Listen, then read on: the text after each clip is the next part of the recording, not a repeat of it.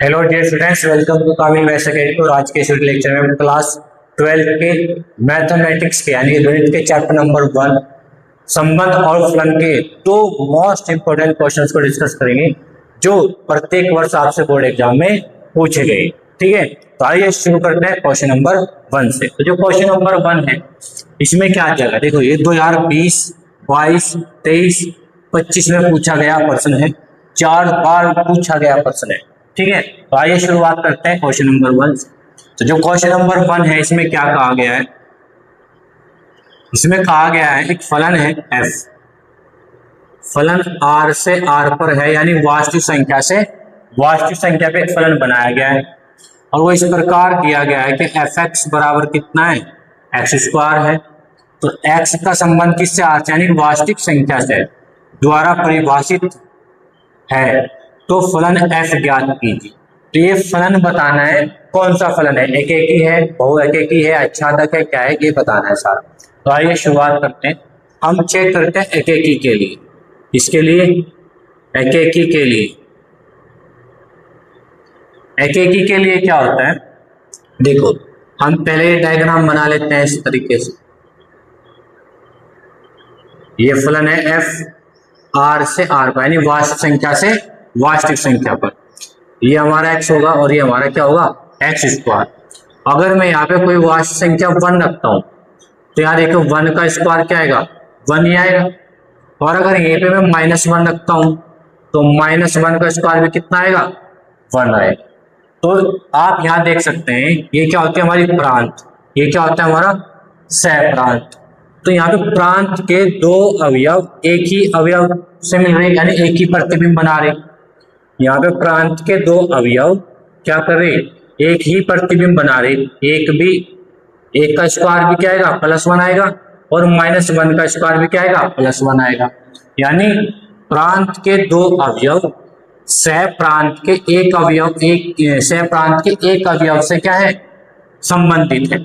यह हम ये कहते हैं कि प्रांत के दो अवयव का सह प्रांत में केवल एक ही प्रतिबिंब प्राप्त हो रहा, तो ये जो फलन है ये फलन एकेकी फलन नहीं होगा। एकेकी में क्या होता है कि एक का संबंध एक से ही होता है, यानी एक अवयव एक ही प्रतिबिंब बनाएगा। यहाँ पे दो अवयव एक प्रतिबिंब बना रहे, तो इसलिए हम क्या कहेंगे, हम यहाँ लिख देंगे यहाँ हम देख सकते हैं कि, क्या देख सकते हैं कि प्रांत के दो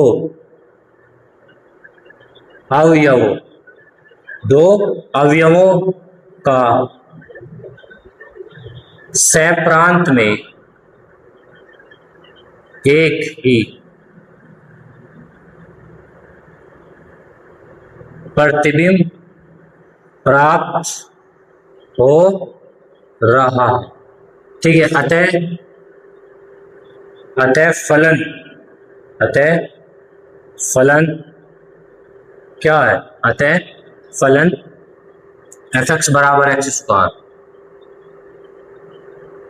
fx बराबर एक्स स्क्वायर क्या आच्छादक नहीं,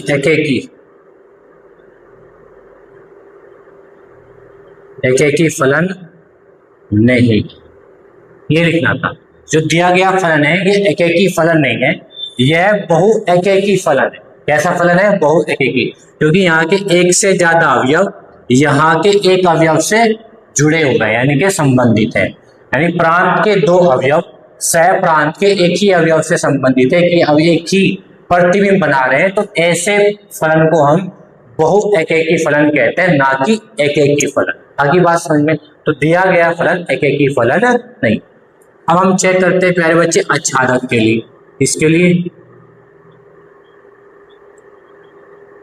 आच्छादक के लिए क्या कर लेते हैं, माना y बराबर कितना, fx, और y बराबर fx का मान कितना दिया है, एक्स स्क्वायर। तो यहां से मैं x का मान निकालूंगा तो कितना आ जाएगा, y पर कितना आ जाएगा, √y। अब ध्यान दें यहाँ पे ये चित्र बना लेंगे यहाँ पे आर से आर में। ये क्या था हमारा एक्स स्क्वायर, ये क्या था एक्स स्क्वायर, तो एक्स स्क्वायर किसका, एक्स स्क्वायर की जगह कौन आया वाई। ये क्या था हमारा एक्स, एक्स का मान कितना है अंडर रूट वाई। ठीक, अब ध्यान दो यहाँ, अगर मैं यहाँ पे 1 रखूंगा, क्या रखूंगा 1 वाई के स्थान पे, तो 1 का रूट कितना आएगा 1 आएगा। 1 का रूट कितना आएगा 1 आएगा।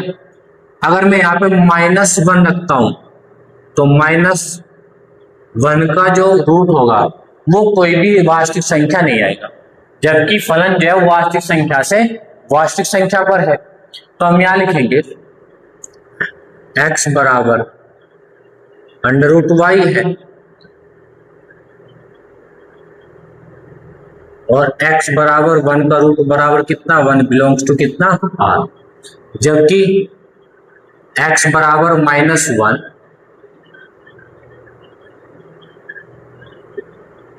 संबंधित नहीं है किससे r से, यानी वास्तविक संख्या में नहीं आता, ये काल्पनिक संख्या में आता है।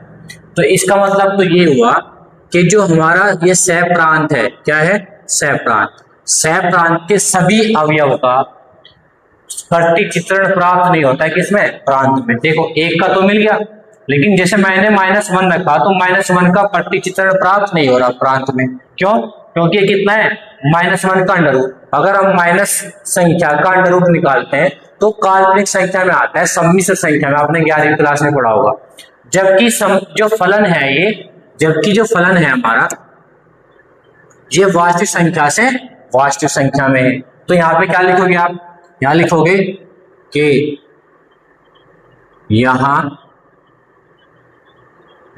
हम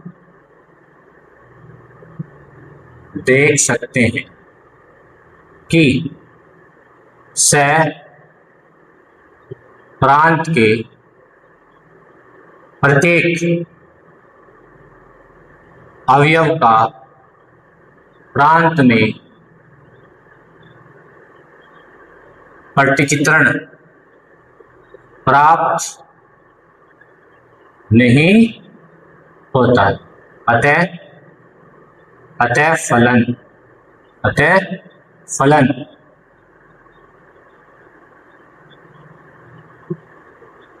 फलन क्या होगा आच्छादक फलन नहीं। तो इसका मतलब ये हुआ जो दिया गया फलन है ना तो ये एकेकी है और न ये आच्छादक। आगे बात सुने तो यहां लिख देगा अर्थात दिया गया फलन न तो एकेकी है और न ही आच्छादक तो दिया गया फलन ना तो एकेकी है और ना ही आच्छादक। मैं उम्मीद करता हूं आपको ये प्रश्न अच्छे से समझ में आ गया होगा। आप इसका स्क्रीनशॉट ले लें, फिर हम क्वेश्चन नंबर 2 को सॉल्व करते हैं। बात करते हैं प्रश्न नंबर 2 की। प्रश्न नंबर 2 में क्या दिया गया समझे। इसमें कहा गया है समुच्चय 1 2 3 में एक संबंध R बना हुआ है 1,1 2,2 3,3 1,2 2,3 और इस संबंध की हमें जांच करनी है कि दिया गया संबंध समतुल्य सममित और संक्रामक है, इसकी जांच करनी। तो हमें पता समतुल्य के लिए, इसके लिए समतुल्य के लिए क्या होता है खुद का संबंध खुद से, जैसे 1 का संबंध 1 से, 2 का संबंध 2 से, 3 का संबंध 3 से, तो क्या सा हो जाएगा समतुल्य हो जाएगा। तो समतुल्य के लिए क्या होगा 1 का संबंध किससे 1 से, 2 का संबंध 2 से तथा 3 का संबंध किससे 3 से। तो क्या लिखेंगे अतः संबंध R क्या है समतुल्य। संबंध क्या है समतुल्य, क्योंकि 1 का संबंध 1 से, 2 का संबंध 2 से, 3 का संबंध 3 से, तो क्या हो जाएगा समतुल्य हो जाएगा। फिर किसकी बात करें सममित की। सममित के लिए क्या होगा 1 का संबंध 2 से, 2 का संबंध 1 से भी होना चाहिए, 2 का संबंध 3 से, 3 का संबंध 2 से भी होना चाहिए। तो यहाँ लिखेंगे एक का संबंध किससे है? 2 से, परंतु 2 का संबंध 1 से नहीं है। तो क्या होगा, दिया गया संबंध सम्मित संबंध नहीं, क्योंकि देखो 1 का संबंध 2 से, फिर 2 का संबंध 1 से भी होना चाहिए, जैसे 2 का संबंध 3 से, 3 का संबंध 2 से भी होना चाहिए, लेकिन इसमें ऐसा नहीं है। तो दिया गया संबंध सम्मित संबंध नहीं। फिर हम बात करते हैं किसकी, संक्रामक की। संक्रामक के लिए, संक्रामक के लिए देखो 2 का संबंध 2 से, इसमें दिया है 2 का संबंध 2 से, फिर 2 का संबंध किससे, 3 से, 2 का संबंध 3 से, तथा फिर 2 का, देखो 2 का संबंध 2 से, 2 का संबंध 2 से, फिर 2 का संबंध 3 से, फिर इस वाले 2 का संबंध 3 से होना चाहिए। तो क्या हो जाएगा, ये संक्रामक है। अतः दिया गया संबंध कैसा है, संक्रामक संबंध। ठीक है, दिया गया संबंध क्या है, संक्रामक संबंध है। समझो, देखो 2 का संबंध 2 से, फिर इस वाले 2 का संबंध 3 से, फिर इस वाले 2 का संबंध 3 से होना चाहिए, वो मिल गया हमें 2 का संबंध 3 से।